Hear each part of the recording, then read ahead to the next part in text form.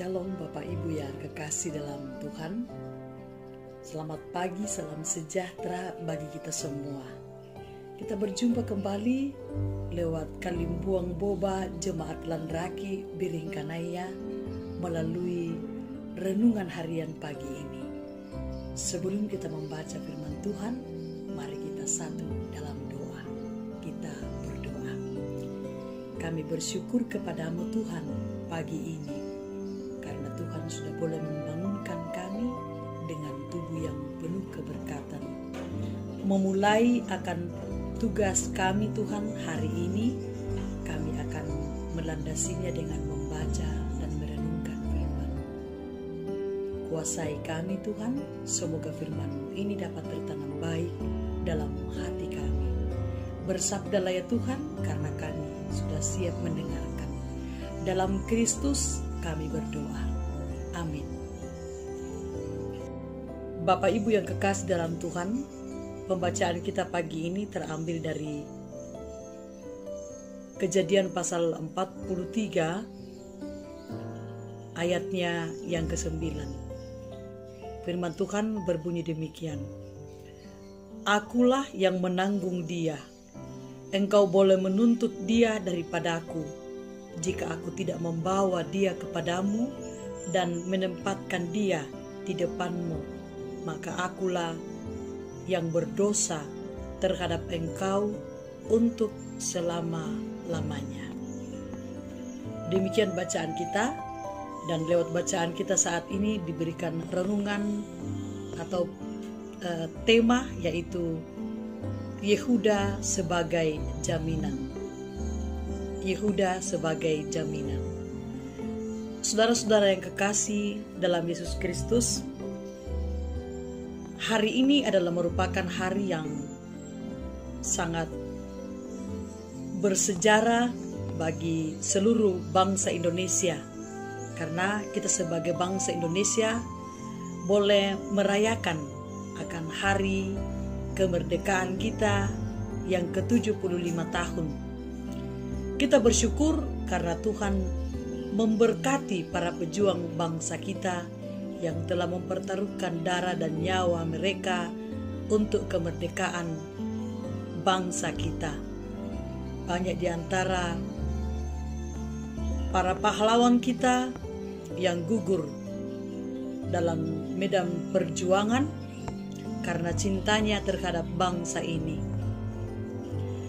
Saudara-saudara yang kekasih dalam Tuhan, renungan kita hari ini dari Kejadian pasal 43 ayatnya yang ke-9, yang merupakan bacaan kita saat ini, berbicara tentang perjuangan dan penjaminan hidup. Ketika terjadi kelaparan di negeri di mana Yakub bersama keluarganya tinggal, anak-anak Yakub lalu pergi ke Mesir untuk kedua kalinya membeli gandum. Jadi waktu pertama Yusuf mengatakan bahwa jikalau kamu hendak kembali, kamu harus membawa adikmu yang bungsu itu. Ya. Dengan syarat itu bahwa mereka harus membawa Benyamin. Yakub tentu saja tidak setuju, karena Benyamin adalah anak yang sangat dikasihinya. Tetapi Yehuda tampil berbicara, meyakinkan Yakub ayahnya, bahkan menjadikan dirinya sebagai jaminan untuk adiknya, yaitu Benyamin.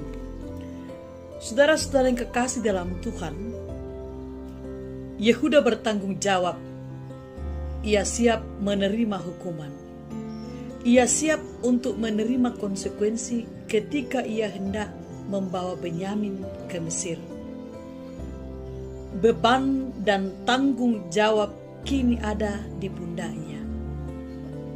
Kalaupun sebelumnya Yehuda ini adalah pribadi yang sangat egois, ia ingin menang sendiri, tapi kini hidupnya telah berubah. Seorang yang dulu egois, kini telah tumbuh dewasa menjadi seorang yang bertanggung jawab. Bahkan rela memberikan hidupnya sendiri untuk adiknya, yaitu Benyamin. Tidak ada yang bisa menjamin bahwa Benyamin kembali. Tidak ada jaminan sama sekali tentang apa yang akan terjadi dengan Benyamin.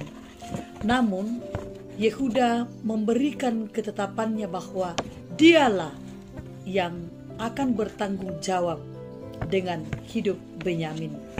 Sekalipun harus diusir dari keluarga, sekalipun harus menanggung dosa selama-lamanya.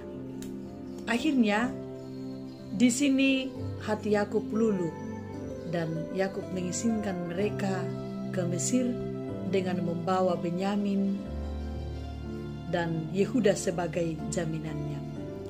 Bapak Ibu yang kekasih dalam Tuhan, kalau Yehuda adalah penjamin bagi hidup Benyamin, maka kita pun sebagai anak-anak Tuhan dijaminkan dalam Kristus. Yesus Kristus adalah penjamin hidup kita. Yesus rela menderita, mati, dan bangkit karena Ia sangat mencintai kita dan menjamin hidup kita. Karena itu kita tidak perlu takut, karena Kristus menjamin hidup kita. Terpujilah Tuhan. Amin. Mari kita berdoa. Terima kasih Tuhan untuk firman-Mu yang boleh kami dengarkan hari ini. Biarlah itu Tuhan dapat tertanam baik dalam hati kami. Hari ini Tuhan, kami bersyukur oleh karena kami sebagai bangsa Indonesia boleh merayakan akan hari kemerdekaan bangsa kami yang ke-75 tahun.